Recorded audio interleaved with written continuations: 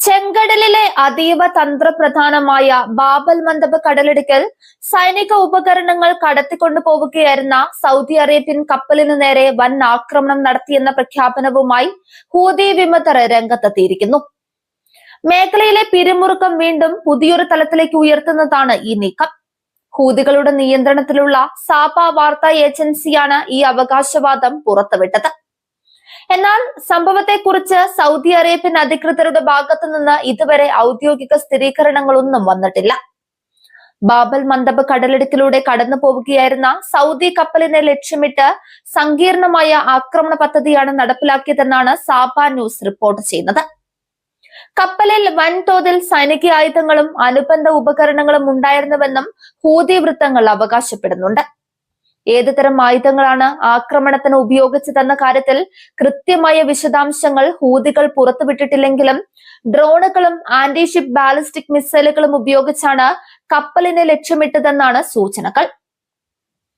സമുദ്ര സുരക്ഷയ്ക്ക് കടുത്ത ഭീഷണി ഉയർത്തുന്ന ഇത്തരത്തിലുള്ള ആക്രമണങ്ങൾ മുൻപും പ്രദേശത്ത് റിപ്പോർട്ട് ചെയ്യപ്പെട്ടിട്ടുണ്ട്. സൗദി സഖ്യസേനയുമായുള്ള ദീർഘകാലത്തെ ഏറ്റുമുട്ടലുകളുടെ തുടർച്ചയായാണ് ഹൂതികൾ ഈ ആക്രമണത്തെ കാണുന്നത്. തങ്ങളുടെ ഭൂപ്രദേശത്തിന് നേരെയുണ്ടാകുന്ന നീക്കങ്ങൾക്കും സഖ്യസേനയുടെ നയങ്ങൾക്കുമുള്ള മറുപടിയാണ് ഇതെന്നാണ് അവരുടെ വാദം. തന്ത്രപ്രധാനമായ പാതകളിൽ സൗദിയുടെ സാന്നിധ്യവും സൈനിക നീക്കങ്ങളും തടയുക എന്ന ലക്ഷ്യവും ഇതിന് പിന്നിലുണ്ടെന്ന് വിലയിരുത്തപ്പെടുന്നു. സൗദി ഭരണകൂടമോ പ്രാദേശിക നാവികസേനകളോ ഈ വാർത്തയോട് ഇതുവരെ പ്രതികരിച്ചിട്ടില്ല എന്നതും ശ്രദ്ധേയമാണ്. ആക്രമണം നടന്നിട്ടുണ്ടോ എന്നും കപ്പലിന് എത്രത്തോളം നാശനഷ്ടങ്ങൾ സംഭവിച്ചിട്ടുണ്ടോ എന്നും സ്വതന്ത്രമായി സ്ഥിരീകരിക്കാൻ സാധിച്ചിട്ടില്ല.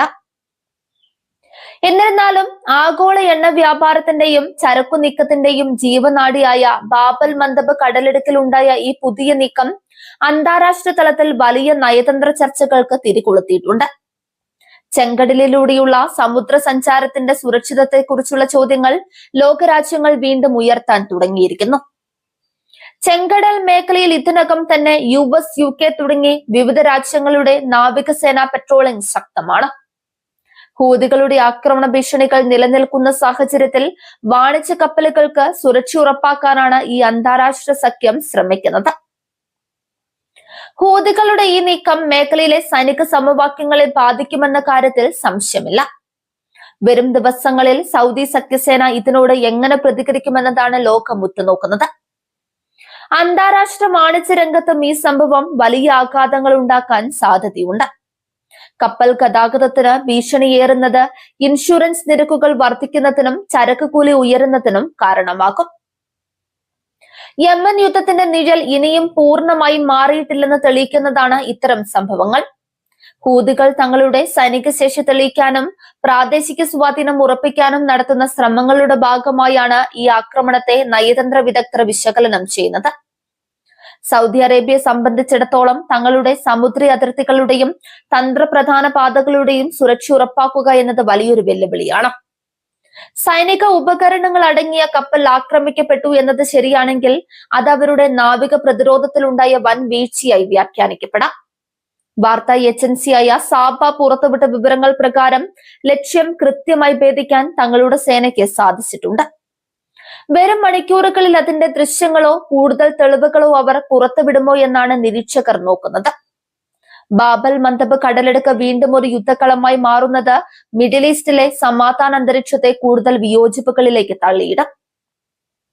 ഗാസ വിഷയം ഉൾപ്പെടെയുള്ള പ്രാദേശിക പ്രതിസന്ധികൾ പുകയുന്ന സാഹചര്യത്തിൽ ഇത്തരം നീക്കങ്ങൾ സ്ഥിതിഗതികൾ കൂടുതൽ സങ്കീർണമാക്കുക മാത്രമേ ഉള്ളൂ.